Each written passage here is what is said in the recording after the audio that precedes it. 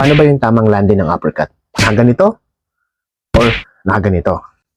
Tara, alamin natin. By the way, this is Coach GR nga pala. Nagbibigay tayo ng mga advices para sa mga bago wake up sa combat sport. Bakit kasing Muay Thai, MMA, basta combat sport. Kaya kung gusto mo ng ganung topic, follow mo lang ako. At kung gusto mo pa ng mga ganung topic, napakadami playlist yan sa may baba. Back to the topic. Okay, back to the topic. Ang uppercut nga ba is pag nag-land is nakaganito or nakaganito? Answer is depende. Tanong depende. Depende sa patatamay mo. Pero kung bago ka pa lang, syempre, basic. Dapat alamin mo muna yung basic. Kung gusto mo ng mga basic, meron din sa baba.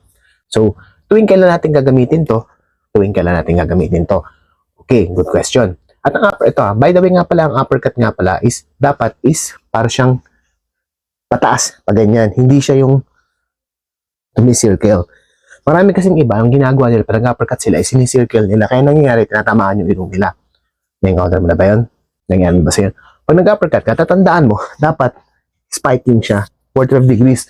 Spike from here, spike.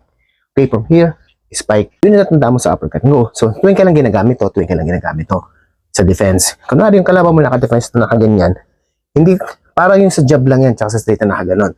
So, mahirapan kang ipasok yung ganito sa core. Mas madaling ipasok ito, kasi kasya yan sa gitna. So, uppercut. Gagawin mo is ipapalaman mo siya or i-conceal mo lahat ng atake mo. Example, jab straight, jab, uppercut. Tapos kapag bumuka na, saan mo pwedeng gamitin yung pag ganito. Usually ito, ginagamit yan full force sa body. Body uppercut or sa chin. So 1, 2, 3, 1, tapos uppercut. So, meaning, depende sa paggagamitan mo, depende sa target mo. Ngayon, kung bago ka, mag-focus ka muna sa basic ng uppercut. Kaya kung may iba ka pang mga tanong, comment mo lang yan sa baba. Sagutin natin.